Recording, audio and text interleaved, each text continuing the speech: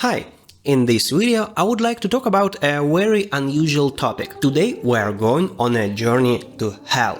And there are some reasons why I thought it would be interesting. I myself grew up in an Orthodox culture, went to Sunday school and all that.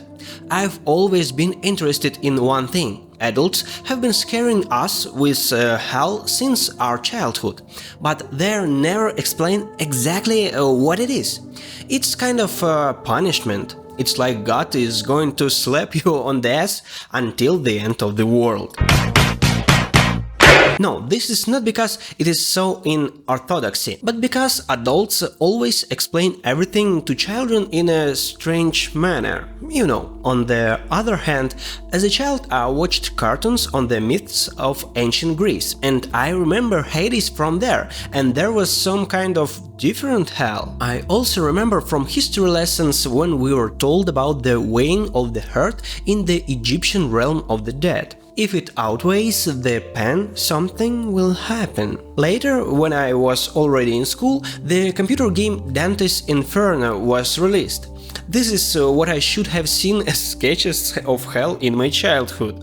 All this was quite impressive and it was stamped in my memory. After all, a person is arranged in such a way that something negative is perceived by him best of all, stronger of all. Without this, most of YouTube would not exist. And the subject of hell, according to the level of fear inspired, is literally the apogee of our imagination. Therefore, it is interesting to see how hell is generally arranged in different cultures. What is different, and what on the contrary remains the same for all people at all times. Well, the adventure that awaits us is not a rosy one, but that doesn't mean it won't be interesting.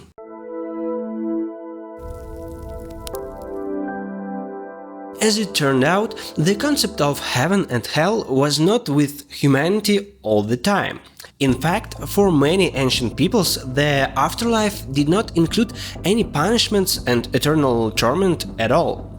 The world was simply divided into the world of the living and the world of the dead. And to illustrate this to you, we'll start with Sumero-Akkadian mythology, originated in ancient Mesopotamia on the territory of modern Iraq. The ancient Mesopotamian underworld was called Kur, or Irkala, or Kuku, or Ernesto. There were a lot of varieties of what they call it, but the essence was the same.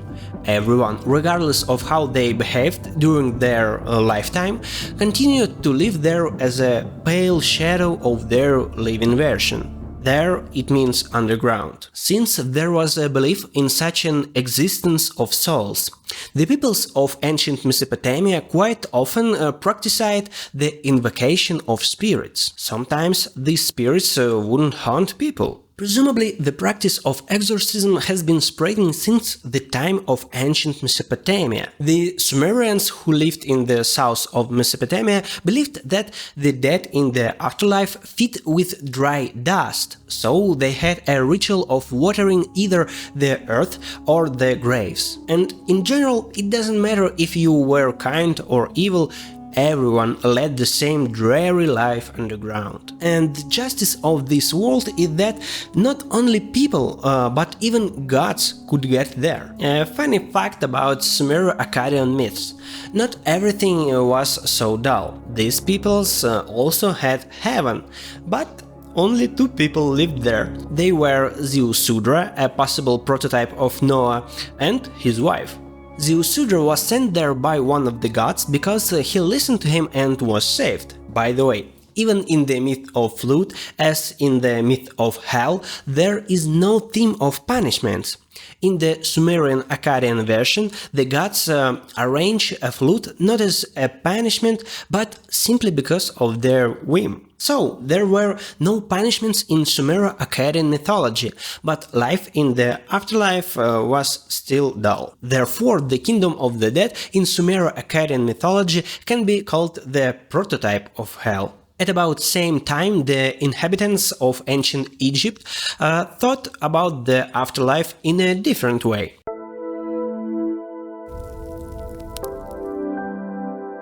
Yes, there was no hell with eternal torment there either, but there were already such concepts as judgment, death after death, and eternal life in paradise. Like the people of Mesopotamia, the ancient Egyptians also considered the rituals during life and burial rites very important. They believed that in this way the soul could continue its journey after death. The pharaohs were best prepared for the afterlife. But if you were an ordinary person and you were buried somewhere in an ordinary grave, then it would be difficult to survive on the way to the court of Osiris. In ancient Egypt, there was no concept of hell as we understand it. There was an underground world called Duat. The Duat was a place where souls proved that they were worthy of going to heaven. There, they overcame various obstacles. For example, it was necessary to pass through the fire, which was guarded by 4 baboons. By the way, this is the first time I mentioned the symbol of fire, then we will face this more and more often. In order for the dead not to get lost, people put some kind of survival guide in the realm of the dead in his sarcophagus. It's called the Papyrus of Ani. These were various spells that he had to say when meeting the gods. There was also a speech that the dead had to make at the court of Osiris. After the speech, Anubis, a dude with the head of a dog, weighed the heart of the dead and determined whether he would go to heaven or disappear before the rebirth of the universe. If the heart is heavier than a feather, then the deceased was eaten by a monster with a crocodile's mouth. Amat. In his speech at the court of Osiris, the dead spoke about the sins that he did not commit and about what he achieved in life. Some sins were quite unusual. For example, acting with unnecessary hurry, or poking a nose into other people's business, or raising a voice, ordering people to kill, being the cause of tears, fishing in sacred waters, and also speaking bad about yourself.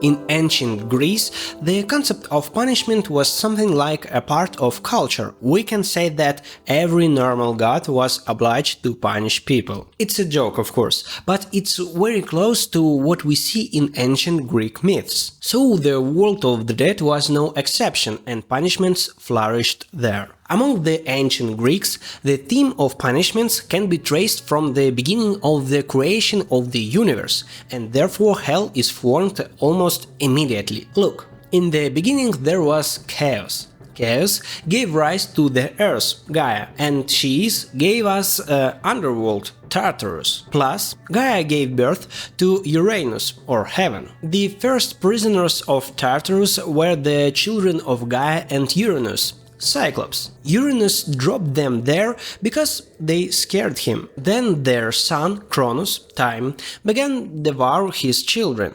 But one of the children, Zeus, was saved and sent Cronus to Tartarus. Thus Tartarus was initially perceived as a prison for titans. Hades, whom I have already mentioned, was the brother of Zeus. And after the victory over the titans, Zeus becomes the lord of the sky.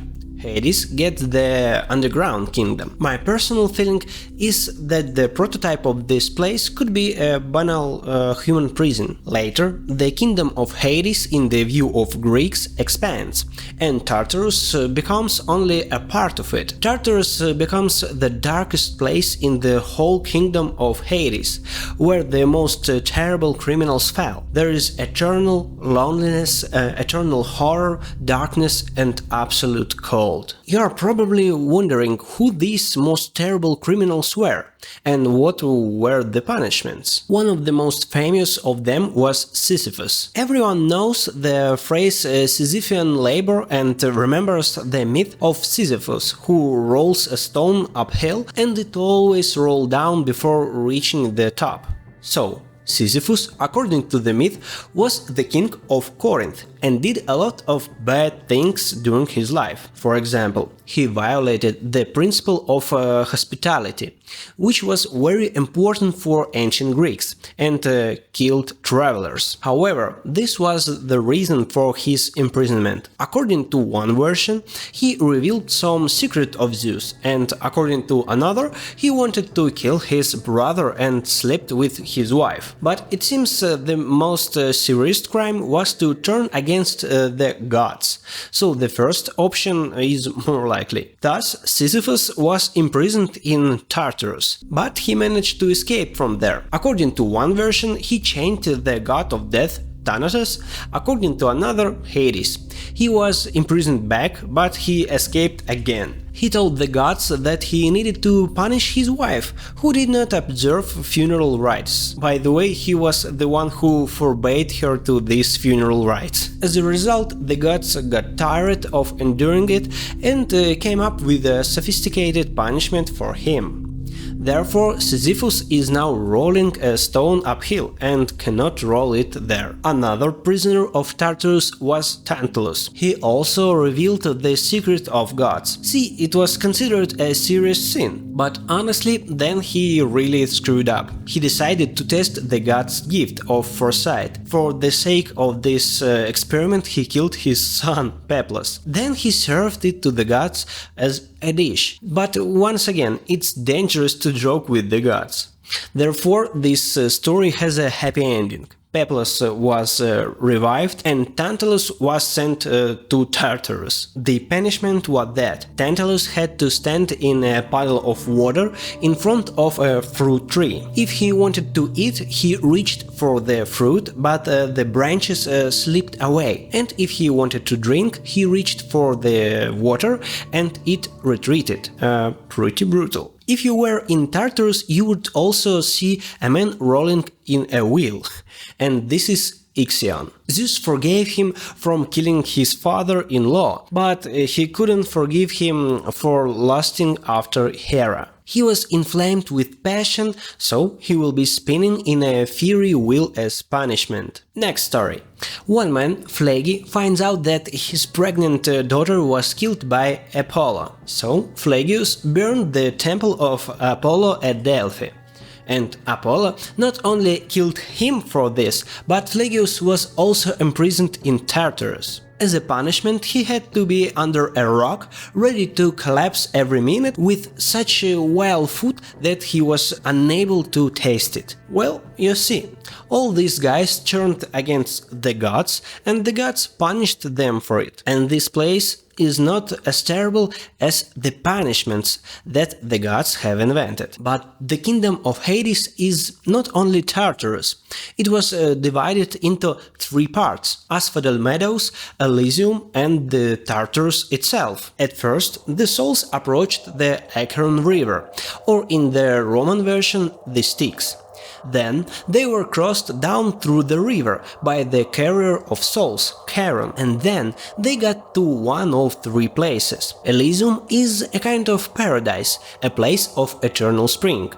And very few people ended up there either. Here is a group having suffered wounds by fighting for their fatherland. It was necessary to motivate the people somehow, and therefore the Elysium was promised to soldiers. Well, Elysium was also promised to some outstanding guys, those who achieved something in society, to all extraordinary personalities. However, probably the most interesting place is in the middle, the Asphodel Meadows, and almost everyone appeared to be there. Souls had to drink from the river later there, and after it they were losing their memory until the end of time. Therefore the soul's existence was in complete oblivion. The souls there did not see anything, did not remember, did not feel, did not realize. In order for the soul to remember something or speak, it needed to drink blood. For example, Odysseus gave the souls to drink the blood of animals, and then these souls spoke to him. Later, the concept of Asphodel Meadows evolved among the Greeks, and some souls now retain the ability to remember and be aware. So it turns out to be a very interesting thing. The concept of the afterlife is more about the memory about person. If you want to continue your existence, do something outstanding, otherwise you will sink into oblivion. And most importantly, do not dare the gods, so they do not punish you in Tartarus. But the concept of the afterlife among the ancient Greeks is developing. Later the court appears in it. The court is headed by three sons of Zeus, Echeus, Minos and Rhadamanthus. With the advent of judgment, Tartarus expands and opens its doors to all the wicked. Just like others start getting into Elysium for some kind of good deeds. Well, it turns out that it's like heaven and hell that we know in our life. The idea is the same. Paradise is a place of reward and hell is a place of punishment. It seems that we are getting closer to the main idea, or not?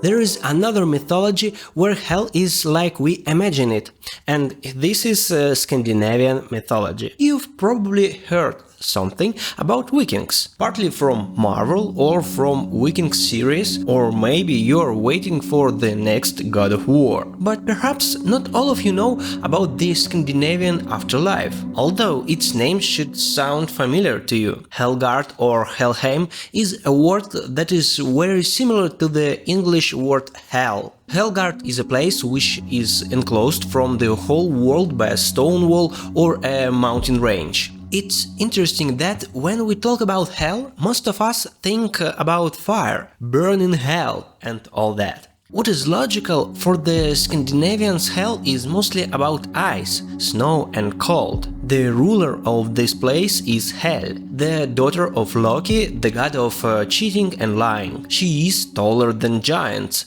kind of the Snow Queen from Andersen's fairy tales. According to the Prose Edda, a collection of Scandinavian myths and poems, Hel is the mistress of the most beautiful mansions in all the Scandinavian worlds. It is called Eljunir. I don't know where it came from, but it's considered that half of the mansion was in the form of magnificent palace and the other half was ruins. Hel was also considered by some to be half a beautiful girl, half a corpse. She is often portrayed this way. In short, about Hel and about her kingdom is more or less clear. As for Helheim himself, what were the conditions for getting there? Were people punished for their sins there? The dead could get to three places. Odin took the most worthy man from the battlefield to his eternal feast in Valhalla. It couldn't hold everyone. Therefore, the less outstanding ones were taken by Freya to Folkwang. This is a kind of analog of Valhalla. I mean, you still have to bravely die in battle, but nevertheless, this is a different place.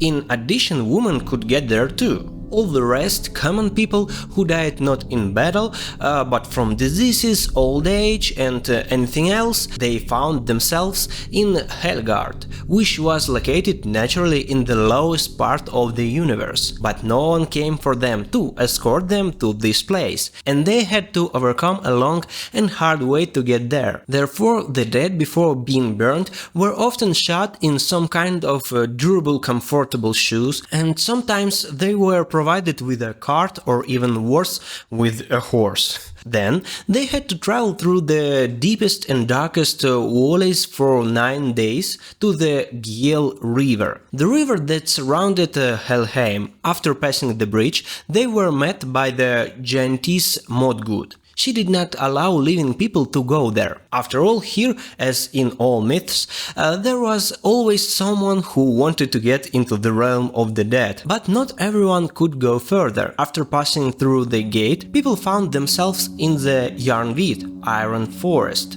Bad people in this forest were eaten by a wolf. I mean, of course, bad by the standards of the Vikings, because the morality of the Vikings was slightly different. But all the survivors, I mean the survivors in the realm of the dead, stayed to live there in a kind of gloomy bliss. Maybe they even had parties, who knows. Although in general it was pretty monotonous. And only when Ragnarok begins, then Hell and the army of the dead will go to fight the gods, and the apocalypse will happen. So, as we can see, there is no torment in the hell of Scandinavian mythology either. Before moving on the main world religions, I want to tell you more about the beliefs of two famous tribes whose history intrigues us to this day. And their ideas about the world of the dead are so non-trivial that I can't ignore them in this video.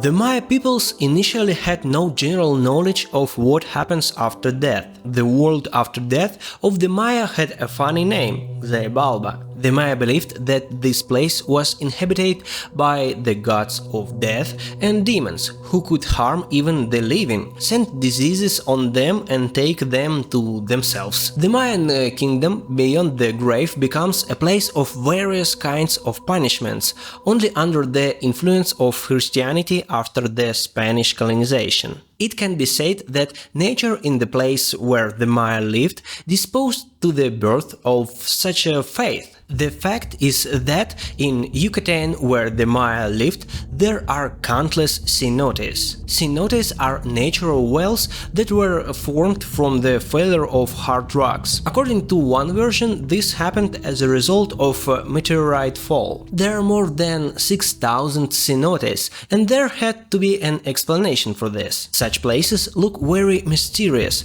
so the Maya had a special interest in them. Cenotes were a great place for sacrifices. Although the Maya had much fewer human victims than the Aztecs, but nevertheless their whole religion was based on sacrifices.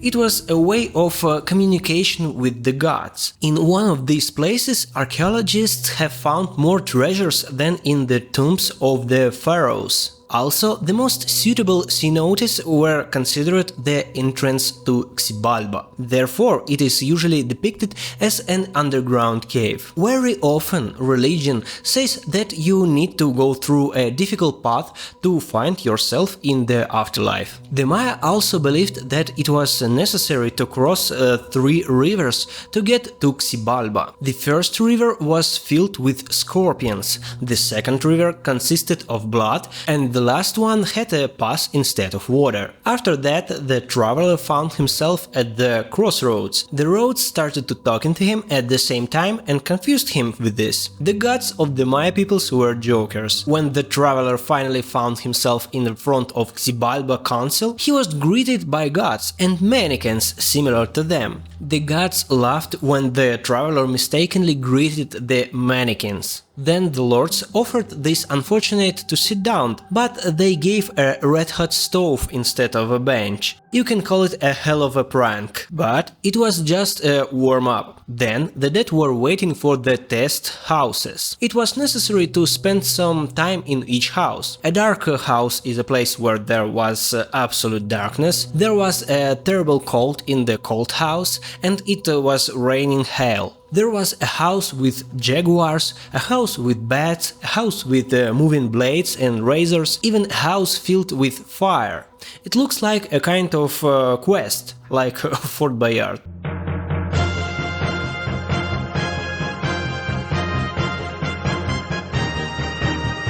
Each of these houses had its own demon, which was responsible for monitoring. Demons were everywhere in Xibalba. All these trials were necessary so that the soul could separate from the body. The Maya believed in reincarnation, and perhaps successfully passing the tests somehow freed them for the next life. If a person died from being sacrificed or death occurred during childbirth, since this was also considered a sacrifice in the name of another life, then he could immediately get to the upper world, which probably appeared in the Mayan religion due to the influence of Christianity.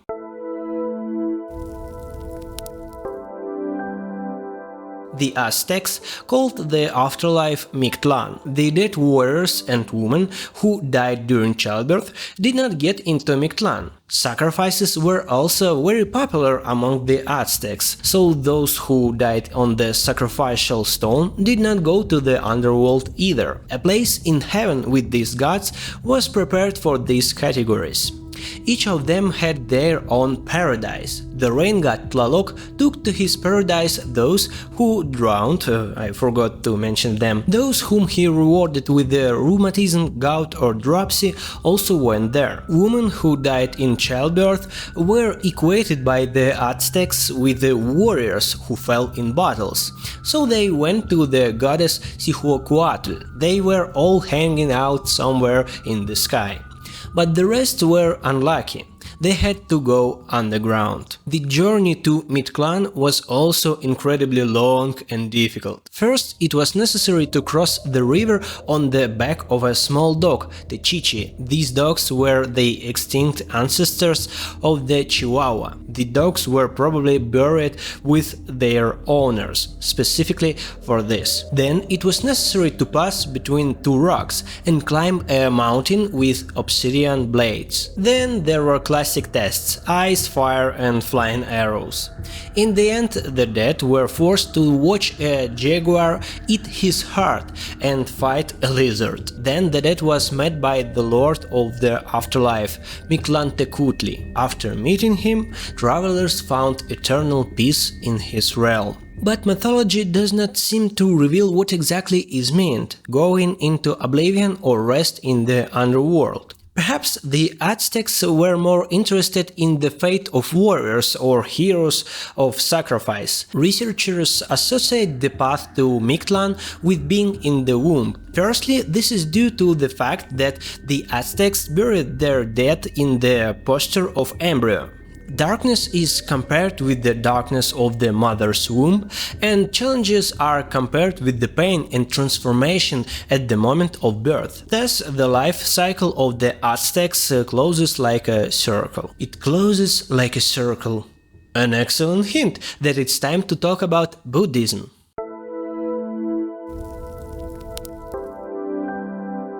In Buddhism, the concept of hell and heaven in the sense in which we used to understand them.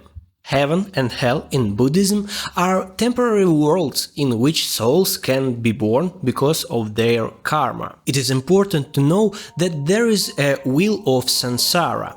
This is a cycle of rebirths in the 6 worlds until the soul becomes free. But before that, it will be reborn again and again.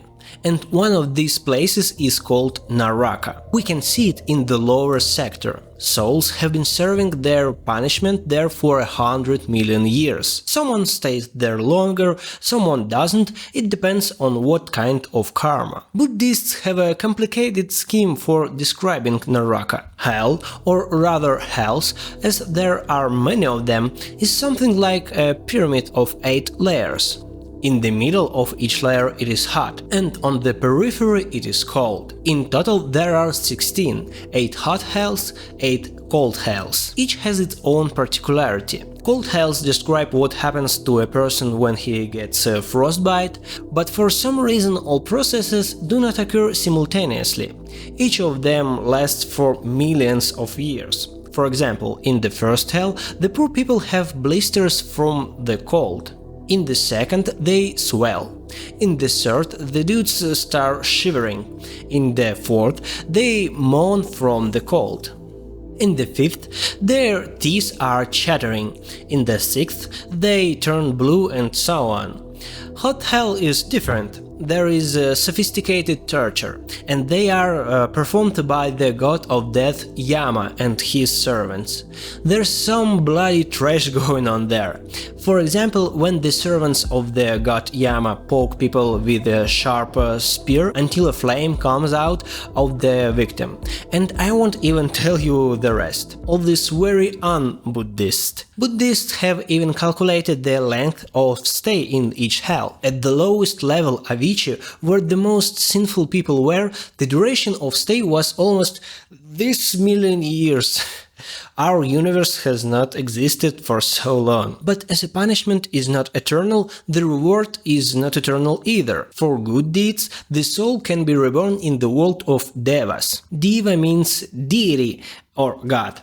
Everything is wonderful in the Deva's world. Musicians are playing, there is a lot of food and drinks, and everything seems to be fine, but something is wrong. And the problem is that, for Buddhists, there is no better thing than self-improvement. I mean practice and meditations. Only with the help of this it is possible to get free from the wheel of samsara and come to nirvana. And this can only be done by being reborn in the world of people. Because according to the Buddhism, self-improvement is a privilege only of people, not of devas or of hellish creatures. Therefore, even in a world where everything seems to be so sweet and the feast lasts forever, it makes no sense to linger for a long time. I should mention that in Buddhism there are two more variants of unfavorable rebirths. This is the animal world and the world of pretas, evil spirits. They are always hungry and can never get enough. People get there for greed. I should also add that in such a school like Zen Buddhism, it is believed that hell and heaven are what is inside us, and if you work on yourself and if you are self-conscious, you can avoid hell and reach some kind of paradise in your soul. Buddhism generally views hell and heaven as a concept of punishment and reward, but punishments and rewards are not eternal, and it seems like everything doesn't matter at all. Anyway, we all go to the same thing – enlightenment. There exists a stricter view of these things, and probably the predominant one in our world. This is when hell is perceived as eternal torment. And there is also clear difference what is a sin and what is a virtue. I am talking about two strict monotheistic religions, with perhaps the clearest division into hell and heaven.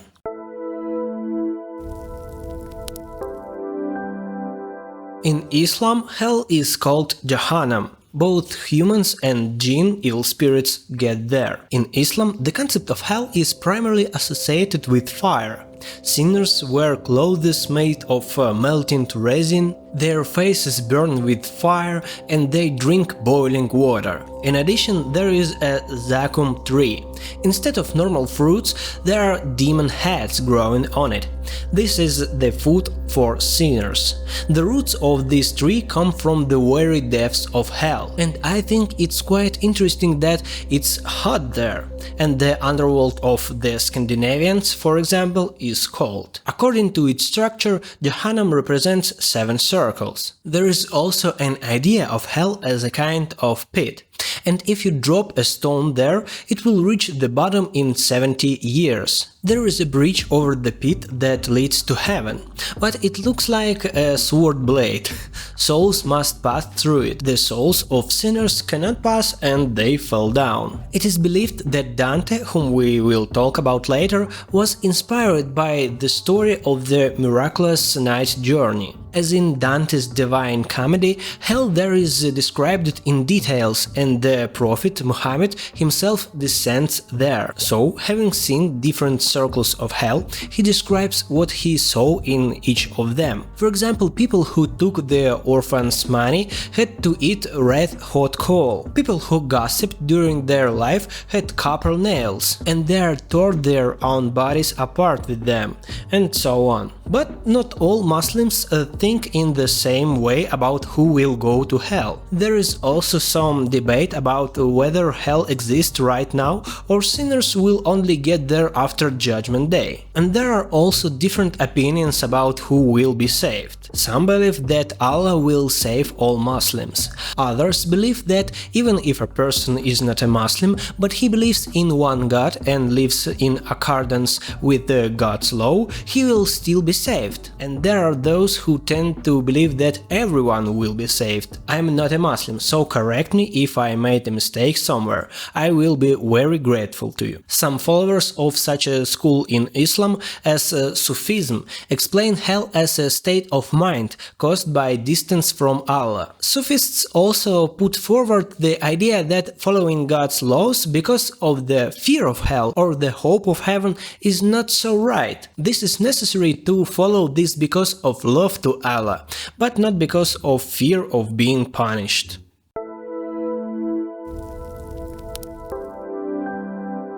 In Christianity as well as in Islam, hell is filled up with flames and it is a place of torment and suffering. Of course, the most popular description of hell in Christian culture is Dante's Divine Comedy, although it was Aristotle who first said that there were exactly 9 circles, and Dante just borrowed it. The Divine Comedy tells how Dante meets the spirit of Virgil and he offers to follow him through hell and purgatory. First, they see the souls of people who did neither good nor bad deeds during their life. These souls are groaning because neither God nor the devil wants to take them. Then they come to the Acheron River. The ancient Greeks had the same one, if you remember. Charon transported the dead through it. The first circle is Limbo. There are mostly infants and non-Christians. There Dante figures out that both Adam and Noah visited Limbo at one time, but they were all saved. In fact, Limbo is a place where the most interesting personalities gathered.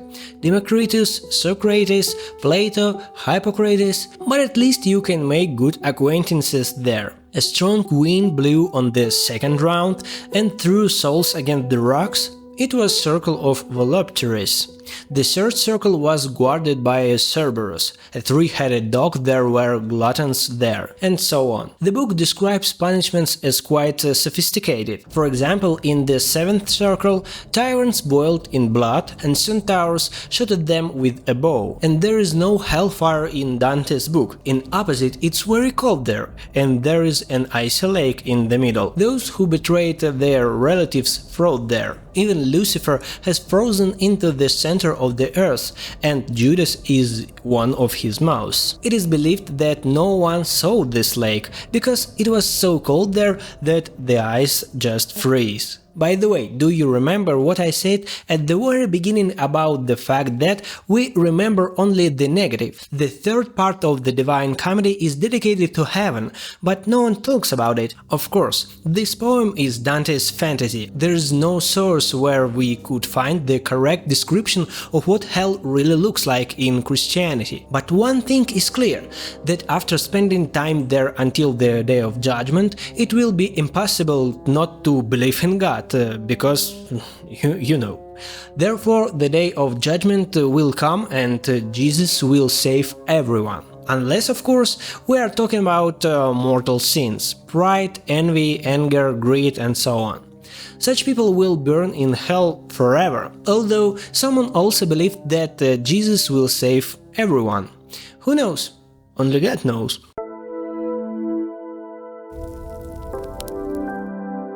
And what would the Jews say about it? The Torah only says that we will all like water poured on the ground and we will not be gathered. Sounds like an entropy?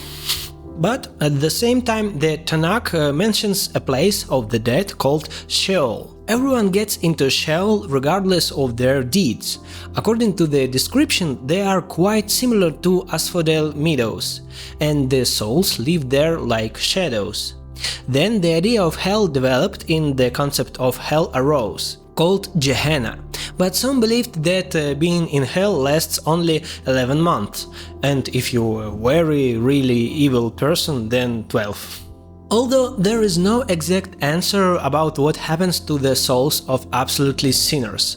Some believed that they will simply disappear, others that they will end up in some place worse than Gehenna. Modern Jews interpret hell as a torment that a person feels if the life he lived was empty. In fact, what someone can experience at the moment during his life. In any case, after going through these torments, the souls will be saved. And I think all this is very interesting. People had been living for thousands of years, and they believed that after death everyone will be more or less equal, and only after the influence of other religions they acquired a division into a bad and a good place. Somewhere it depended on whether you wanted to stay in the memory by doing something grandiose, somewhere it depended on karma, and so on. Getting into the underworld for bad deeds also looks different everywhere. Somewhere a bad thing is to die at an old age. Somewhere it is necessary to avoid sacrifice in order to find yourself in hell. And for example, in Fijian mythology, which I did not insert, you have to be single. If you did not have a wife, you were sent to hell. Yes, and this is normal. Hell also depends on the actual weather conditions of believers. And what do you think about all this? Write comments and put likes if you liked it. I will be very glad. Anyway, I hope for your support. Take care and don't permit hell to arise in your soul. Bye.